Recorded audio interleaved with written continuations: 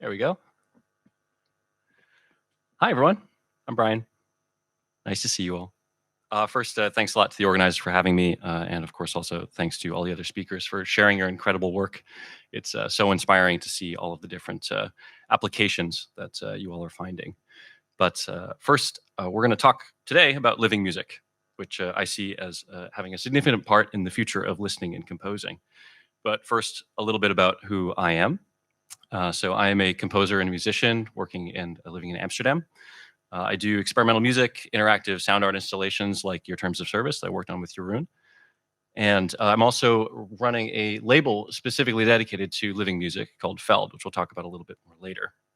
But yeah, if anyone wants to come see the installation, happy to take them through. It's in the library in the back of the other building that we'll be at tomorrow. So happy to go through and tell you a bit more about the concept behind it. And I'll walk you through that experience. But I think the most important thing that I want to get out of the way first is that this is not a talk about technology. You all are extraordinarily gifted in ways that I cannot begin to imagine. But I am here to talk about instead consolidating a movement and how we talk about the approach of what we're doing and how what your unique ideas are actually changing the way that we can compose and listen music in the future. And my hope is that from this talk, you'll also be inspired to start thinking about what you're developing in different ways so that we can start connecting some of the methods to something of a deeper meaning and then find ways to communicate that to gain new listeners, because the work here is so incredibly interesting and I feel like more people should hear it. But first, here's how I describe what living music is. What actually is it in terms of a term? So, since the beginning of us communicating to each other using sound, effectively anything that's been a rhythmic pattern or some tonal harmony or anything like that has been created live. People in the same space, either by yourself or with a group of people. It's a means of communicating, building relationships with other people. But it's something that only really happened in real space, in real time. And like everything in real time, it is completely ephemeral. It evaporates the moment it happens. So the beauty of that is that you build techniques of repetition to communicate and build expectations between different people in a space, but in the end, it still disappears. And so basically, up until recording technology was invented, a piece of music would only exist in the live space.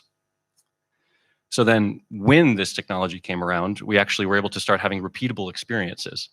Of course, this is something that has changed a lot as technology has developed. There's something magical about the fact that an analog form of recording music has some element of decay. It's not infinitely repeatable, but now that we have near perfect digital recording technology, there's no decay whatsoever in a recording of a performance or a piece of music. You can have repeatable experiences of it and share that exact same experience with other people, which is great for gaining a lot of consistency and having a shared kind of cultural conversation about a piece of music. But it's also something that makes it a little less special, which is also why you see a lot of people going to live shows. They're looking for that ephemeral experience. They want to have something that they can tell others about that they didn't necessarily share.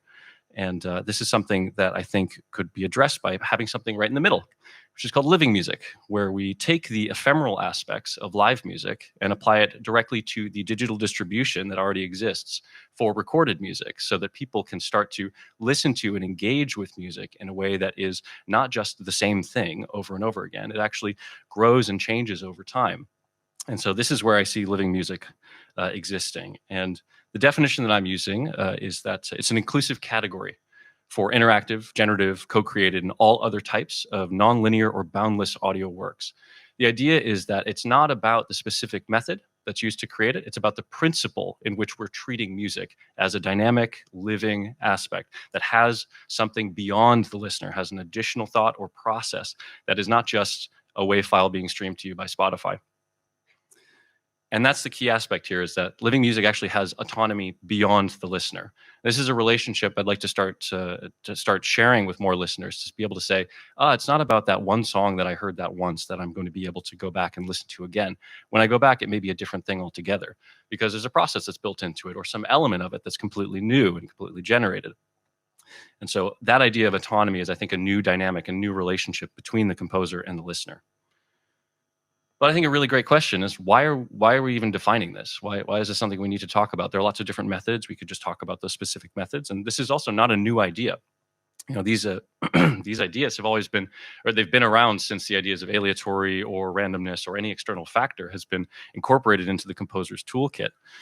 But I really see here a confluence of creativity and technology coming together to actually make this more accessible on a broader scale to more people. So the idea here is that you can actually educate listeners to ask for more from their music, so that they're able to see what is possible when it comes to connecting a developer building a great technology, an artist with a great idea, and a listener then who is actually part of the creation of the piece.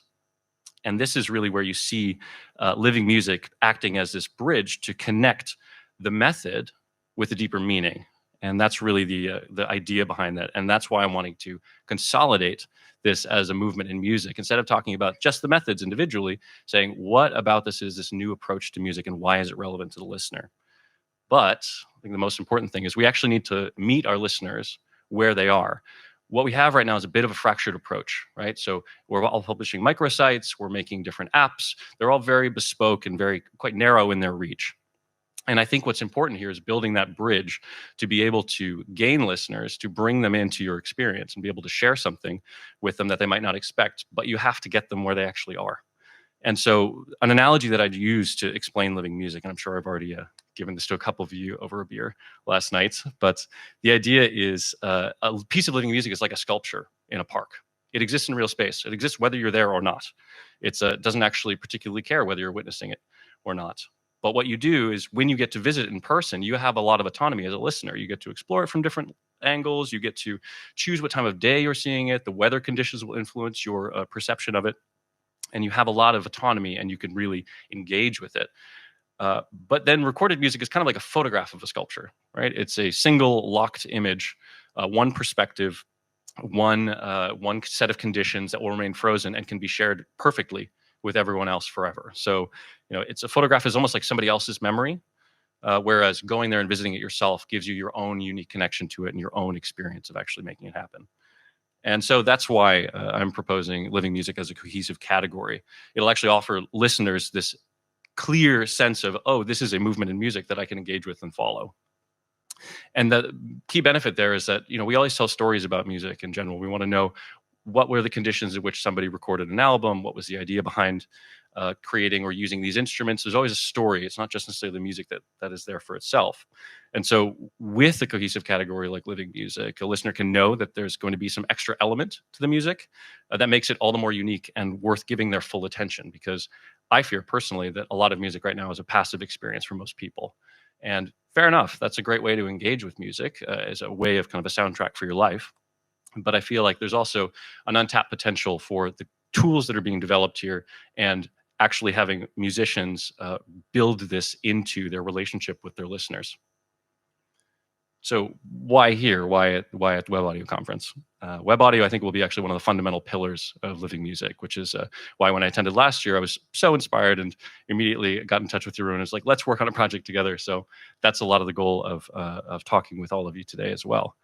I see WebAudio playing a particular set of roles, and I would love to hear if anybody has additional ideas, because that's exactly why we're all in the same room again. So first one is WebAudio as a sole generator. I think it's quite straightforward. It's basically, this is where you create, you write the program, and then you create all of the sounds within the WebAudio space. Much of generative music is like that. Many other pieces that we've seen today are all generated within WebAudio. But then also I see a potential for using WebAudio as an instrument. So this is a way to onboard existing musicians who are more comfortable working in their existing spaces of recorded pieces, and then incorporating elements of aleatory or WebAudio instrument into their compositions so that you can get a consistent delivery of a kind of music, but one part is replaced or new or generated fresh each time, so that each listener will get a unique experience, but there's also consistency that the composer can control. And then also WebAudio as an arranger. I think this is another thing that will be actually quite useful more to the sample-based musicians who are interested in collecting and building a sample set that is then arranged on the fly in WebAudio. And that would be making these bespoke iterations of a piece each time that would be unique to each session and each listener. Which really leads me to the project that I've been working on, which is Feld. This is a music label dedicated to living music. We were founded at the beginning of this year with our first projects, which I'll talk about in just a little bit. But it's a label dedicated solely to living music. We're releasing these interactive, generative, location-based, and all other types of nonlinear or boundless works. And really the goal here is just to build a community of developers, artists, and listeners around this concept of living music so that listeners can continually come back and say, oh yes, this is going to be a new way of thinking about music and building different processes into music that's going to be more unique over time. Also then developing the tools for creation and distribution. That's one thing that we're working on still right now. It's going to be an ongoing process, I think. But then also act as a platform to be hosting this so that you have a place that you can continually go back to and find music that has these different elements into it. And this leads me to the first piece that we've been releasing. It's called Living Drone. We've already released 3 editions of it, which has been really exciting, and the response has been wild from both the artists and the listener community. It's frankly the lowest hanging fruit. I was a little unsure whether to put it up in front of all of you incredibly talented people, but effectively the concept is I've built a sample pack which has a main drone file, which is just one about 20 seconds wave, and then a series of different recordings of different instruments: vibraphone, bass clarinets, guitar, percussion, saxophone, trumpet, vocals, all these different things. They've all been recorded over this main drone. And the idea is that you provide the sample pack to any kind of musician, and all they have to do is begin and end their piece with at least 5 seconds of uninterrupted main drone. That's it.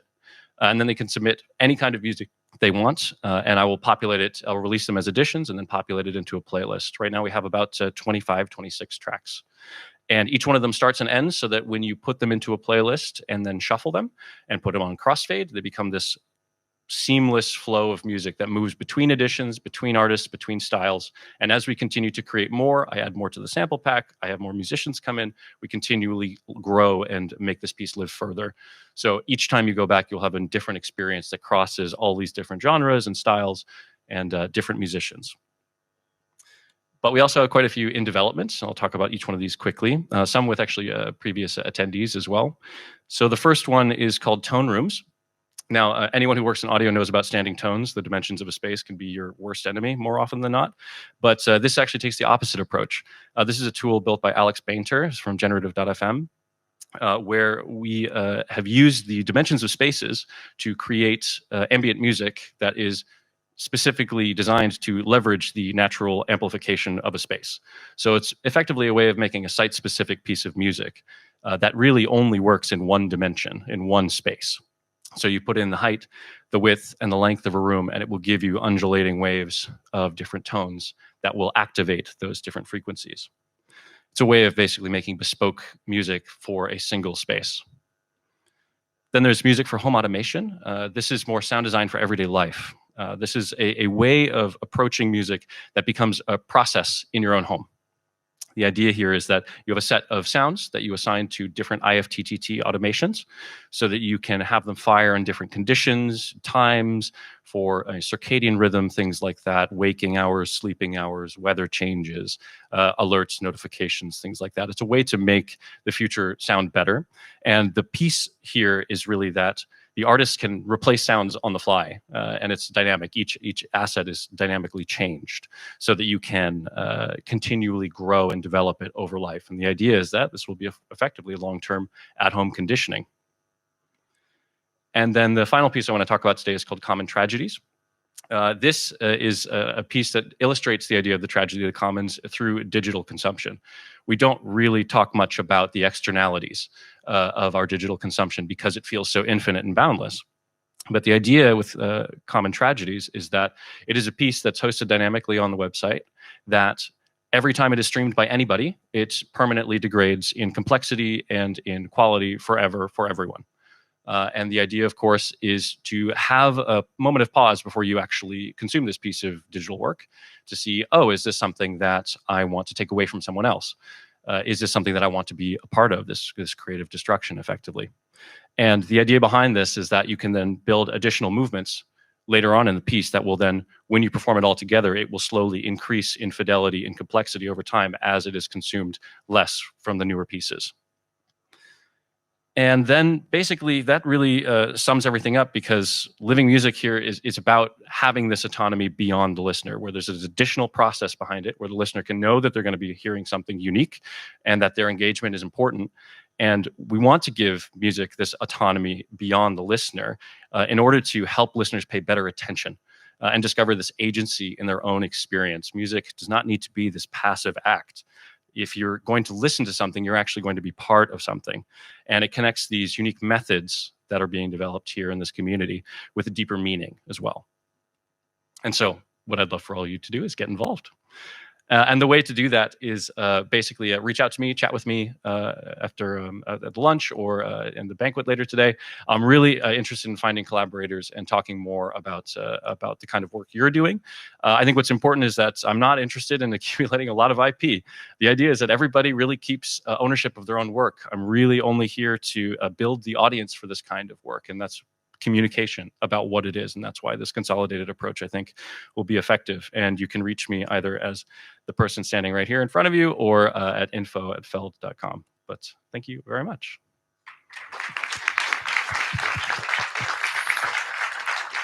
Thank you. We won't discuss this in 5 minutes. So we will discuss this for the end of the day. I mean, for the rest of the day. But we can take 3 questions that Brian can answer with yes or no, if necessary.